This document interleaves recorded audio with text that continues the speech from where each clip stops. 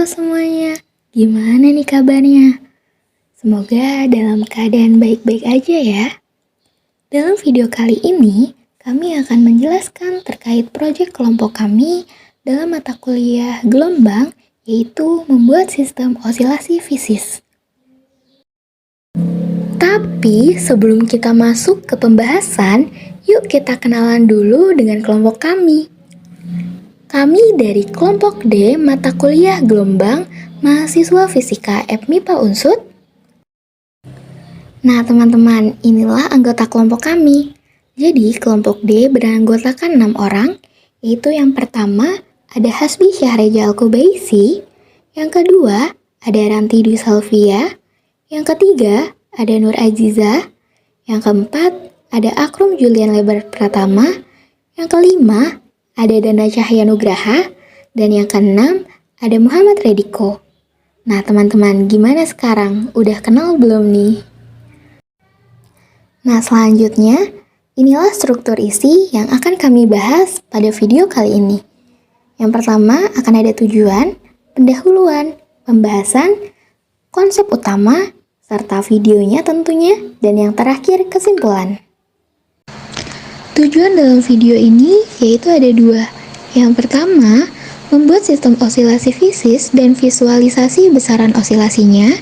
Dan tujuan yang kedua, membuat analisis gerakan bolak-balik non-osilasi dengan memvisualisasikan besaran-besaran yang terlibat.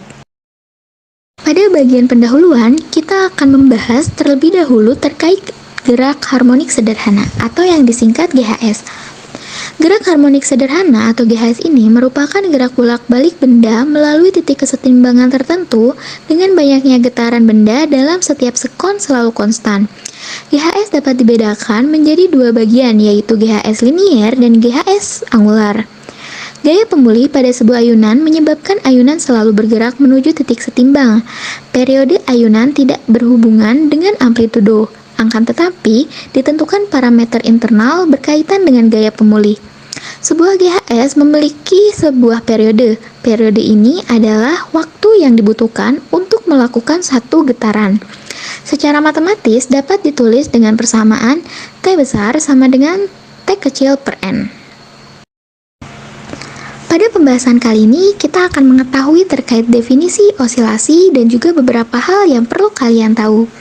Osilasi adalah gerak berulang-ulang, bolak-balik, dari kiri ke kanan, atau atas ke bawah, atau maju mundur pada selang waktu dan lintasan yang sama.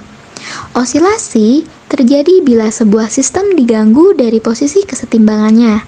Karakteristik gerak osilasi yang paling dikenal adalah gerak tersebut bersifat periodik atau berulang-ulang.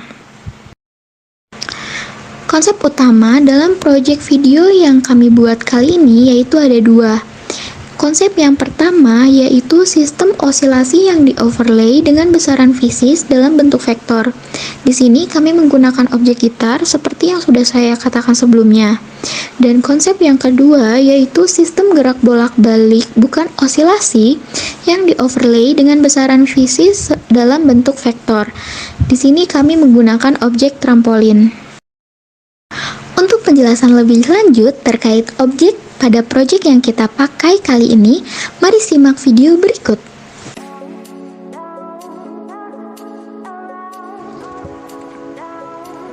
Gelombang stasioner dan resonansi keduanya dapat diamati pada alat musik petir seperti gitar. Senar gitar dipindahkan dari posisi keseimbangannya karena senar tetap pada kedua ujungnya. Ketika gelombang yang merambat sepanjang senar mencapai salah satu ujungnya, akan dipantulkan dan simpangannya akan berubah menjadi gelombang yang merambat dalam arah yang berlawanan. Oleh karena itu, akan membentuk gelombang berdiri dengan frekuensi F sama dengan V per 2L, di mana L adalah panjang tali.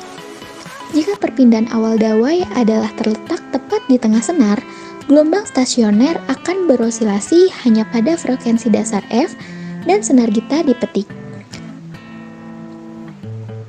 Perpindahan awal biasanya berbeda dari perpindahan yang akan menghasilkan osilasi pada frekuensi dasar. Oleh karena itu, Frekuensi osilasi stasioner yang dihasilkan gelombang sebenarnya adalah superposisi dari frekuensi dasar. Frekuensi dasar yang mendominasi sebagai kecepatan gelombang yang melakukan perjalanan panjang dengan ketebalan yang berbeda dan tegangan yang berbeda akan memvariasikan setiap senar gitar berosilasi pada frekuensi dasarnya sendiri. Senar yang berosilasi membuat udara di sekitarnya bergerak dan dengan demikian menghasilkan gelombang suara yang ditingkatkan dengan jumlah suara frekuensi gelombang suara sama dengan frekuensi osilasi senar. Trampolin memungkinkan kita untuk menganalisis pertukaran energi antara tiga bentuk energi yang berbeda, yaitu energi kinetik, energi potensial gravitasi, dan elastisitas atau energi potensial pegas. Anda dapat melihat jumlah total energinya sama di setiap titik. Dalam penerbangan pelompat inilah yang kami maksud dengan konservasi. Di titik terendah, semua energi disimpan dalam potensi elastis trampolin itu sendiri. Di titik tertinggi, semua energi disimpan dalam energi potensial gravitasi. Pelompat juga bergerak, sehingga sebagian energi disimpan dalam bentuk kinetik. Jika seseorang melompat di atas lembar kain trampolin yang dibentangkan di atas meja biasa atau meja tanpa pegas, pengalamannya tidak akan terlalu menyenangkan karena akan ada sedikit pantulan. Di sisi lain, energi potensial elastis pegas trampolin memastikan bahwa siapapun dengan berat badan normal yang melompat di atas trampolin dapat terpental agak jauh ke udara. Saat tubuh seseorang turun ke atas kain trampolin, ini meregangkan kain atau sangat elastis dan karenanya pegas. Ditarik dari posisi keseimbangan, pegas diperoleh energi potensial elastis dan energi ini memungkinkan pantulan ke atas. Trampolin yang lebih kaku dapat menyimpan lebih banyak energi potensial dengan peregangan total yang lebih kecil. Itulah video project yang dapat kelompok kami sampaikan. Mohon maaf apabila ada kesalahan ataupun kekeliruan. Selebihnya terima kasih.